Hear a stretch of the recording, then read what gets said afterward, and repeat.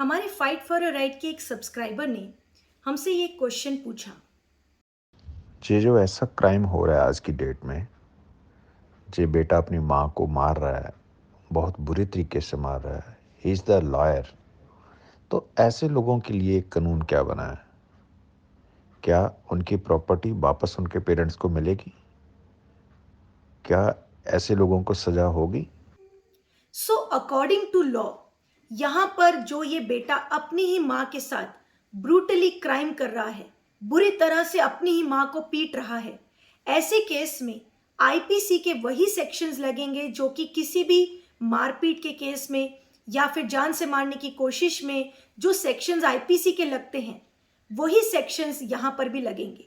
क्योंकि senior citizens के लिए स्पेशल एक एक्ट तो बनाया गया है जिसका नाम है maintenance and welfare of parents and senior citizens act. ये 2007 में बनाया गया था, लेकिन इसमें स्पेसिफिकली मारपीट या टॉर्चर या अत्याचार के लिए स्पेसिफिक कोई ऐसा सेक्शन नहीं है जिसके लिए कोई क्रिमिनल एक्शन लिया जा सके। ये स्पेसिफिक एक्ट सिर्फ और सिर्फ सीनियर सिटीजन्स के मेंटेनेंस के लिए, उनकी देख रेख को मद्देनजर रखते हुए ये एक्ट बनाया गया था। लेकिन अगर ऐसा कोई केस होता है जिसमें कोई बेटा या बेटी अपनी ही सगी माँ, बूढ़े पिता के ऊपर अगर कोई इस तरह से मारपीट कर रहा है, ब्रूटली अटैक कर रहा है या जान से मारने की कोशिश कर रहा है, तो ऐसे केसेस में भी नॉर्मली आईपीसी के सेक्शंस ही लगेंगे जो कि किसी भी और दूसरी एफआईआर में लगते हैं। और दूसरा सवाल जो यहाँ पर सब्सक्राइबर ने पूछा है कि क्या जो प्रॉपर्टी बच्चों के नाम माँ बाप कर देते हैं, ऐसे केस में अगर कोई बच्चे अपने ही बूढ़े माँ बाप को इस तरह से मारते हैं, परेशान करते हैं, उनकी देखरेख नहीं करते हैं, तो क्या ऐसे में बच्चों से प्रॉपर्टी वापस ली जा सकती है? तो हाँ, जो अभी मैंने आपको एक्ट बताया, maintenance and welfare of parents and senior citizens act 2007, इसमें सेक्शन 23 ये कहता है कि अगर कोई माँ बाप ने अपने बच्चों के नाम कोई प्रॉपर्टी ट्रांसफर की है और वो इस कंडीशन पर करी है कि बच्चे माँ बाप की देख रेख करेंगे, उनका वेलफेयर का ख्याल रखेंगे, उनकी बेसिक एम्यूनिटीज और बेसिक फिजिकल नीड्स का ख्याल रखेंगे, और अगर बच्चों ने वो चीज नहीं करी, तो वो जो ट्रांसफर ऑफ प्रॉपर्टी हुई है पेरेंट्स के द्वारा बच्चों पर, वो प्रॉपर्टी का ट्रांसफर वॉइड डिक्लेयर कराया जा सकता है। ये सेक्शन में लिखा है। लेकिन यहाँ पर सबसे बड़ा सवाल ये नहीं है कि कानून क्या अप्लाई होगा, क्योंकि जैसा कि आपने वीडियो में देखा कि जो परिस्थिति, जो सिचुएशन थी, वो ऐसी थी कि वो बेटा अपनी जिस बूढ़ी माँ को मार रहा है, वो बूढ़ी माँ कहीं से भी केपेबल नहीं है कि वो अपने आप को बचा भी सके, अपने आप को डिफेंड कर सके और या फिर कानून की भी शरण ले सके। उसकी ऐसी स्थिति नहीं है कि वो कानून की शरण ले सके, तो वो कैसे कोर्ट में जाएगी? क्योंकि अगर ये जो सेक्शन है maintenance and welfare of parents and senior citizens act, इस सेक्शन में भी एसडीएम के पास जाके कंप्लेंट फाइल करनी पड़ती है, या फिर अगर कोई पुलिस में जाकर एफआईआर करनी है मारपीट की या कोई भी अत्याचार की, तो ऐसी कोई बूढ़ी माँ जो कि इस सिचुएशन में है, वो कैसे पुलिस के पास जा सकती है या कैसे कंप्लेंट कर सकती है? इवन थर्ड पर्सन को भी कैसे अप्रोच कर सकती है जो उसकी तरफ से पुलिस के पास जाए या कोर्ट में जाए या एसडीएम के पास जाके प्रॉपर कंप्लेंट करे? तो ऐसी सिचुएशन में क्या हो सकता है जहां पर कोई ऐसी बूढ़ी माँ या बूढ़ा पिता है जिसके कि बच्चे उसको घर में बंद कमरे में चार दीवारी में पीट रहे हैं, मार रहे हैं, टॉर्चर कर रहे हैं, तो वो तो कानून की शरण नहीं ले पाएगी। जैसे कि ये बूढ़ी माँ भी केपेबल नहीं है, अपने आप को डिफेंड करने के लिए भी वो केपेबल नहीं है, लेकिन वो बेटा उसको बुरी तरह से मार रहा है। तो यहां पर सबसे बड़ा सवाल ये उठता है कि कानून कहां कहां पहुंच सकता है? कानून तो तब पहुंचता है जैसे कि अभी इस केस में सीसीटीवी रिकॉर्ड हो गया, क्योंकि इस केस में जो बेटी थी माँ की, उसने अपनी माँ को बचाने के लिए जो है कदम उठाया और एक एनजीओ को अप्रोच किया और एनजीओ ने जाकर रेस्क्यू कर लिया। लेकिन ऐसी कितनी सिचुएशंस होंगी, ऐसे कितने घर होंगे जहां पर कोई बूढ़े माँ बाप इस तरह से अपने ऐसे कलयुगी बेटे बेटियों के द्वारा पीटे जा रहे होंगे, मार खा रहे होंगे, अत्याचार सह रहे होंगे, लेकिन वो कैसे कानून की शरण ले पाएंगे या अपने आप को डिफेंड कर पाएंगे? तो सबसे बड़ा सवाल तो ये है कि इस बेटे को क्यों नहीं समझ में आ रहा है कि अपनी ही सगी माँ को, जिस माँ ने तुमको जन्म दिया, उसको तुम इतना मार रहे हो बुरी तरह से। उस बेटे को क्यों नहीं समझ में आ रहा है कि मैं अपनी माँ को जिस तरह से मार रहा हूं, मेरा खुद का बेटा भी मुझे देख रहा है और कल को वही बेटा मुझे मारेगा तो, मेरी पत्नी को मारेगा तो? ऐसी सिचुएशन मेरे साथ अगर आई कि मैं बेड रिडन हो जाऊंगा और मेरा बेटा मेरी सेवा करने की बजाय उल्टा ही मुझे मारेगा, तो क्यों नहीं वो बेटा ये बात सोच रहा है? क्यों नहीं उसको ये समझ आ रहा है कि मैं गलत कर रहा हूं?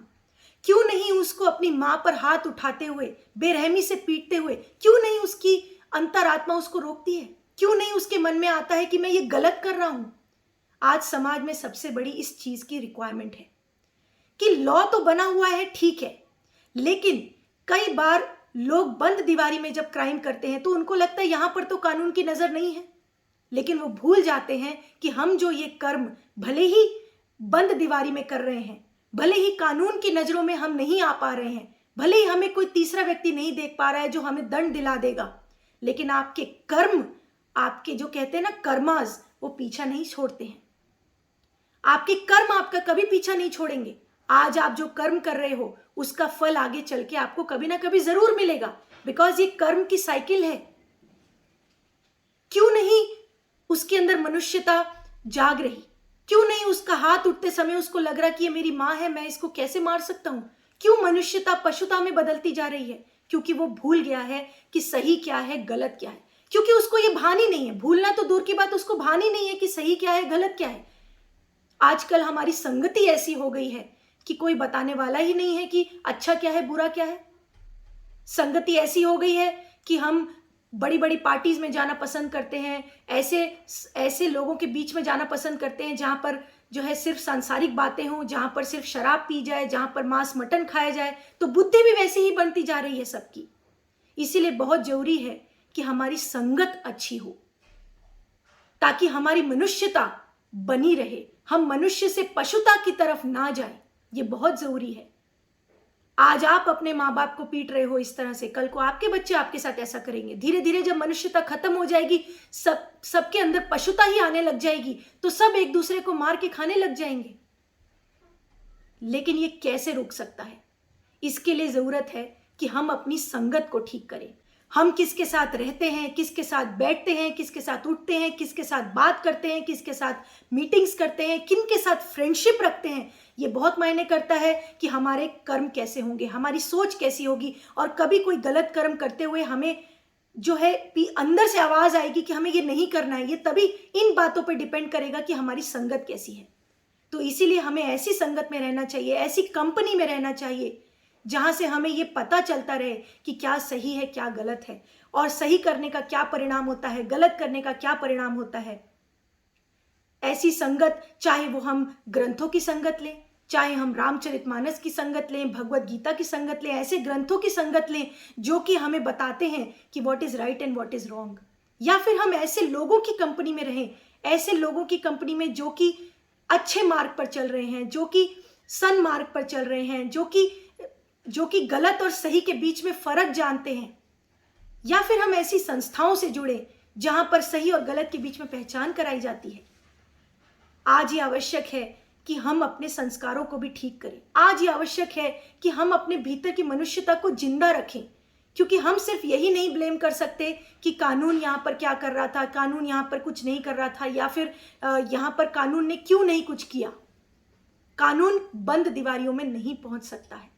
हर घर में कहीं ना कहीं अगर कोई बूढ़े माँ बाप को बच्चे इस तरह से बेरहमी से मार रहे हैं और वो अगर अपने आप को डिफेंड नहीं कर पा रहे हैं, वो अगर पुलिस में नहीं जा पा रहे, कोर्ट में नहीं जा पा रहे हैं, तो यहाँ पर गलती उस बेटे की, उस बेटी की है जो कि इस बात का फायदा उठाकर मनुष्यता को छोड़कर पशुता की तरफ चलते जा रहे हैं। इसीलिए जरूरत है कि हम अपनी संगति को ठीक करें, हम अपने कंपनी को ठीक करें।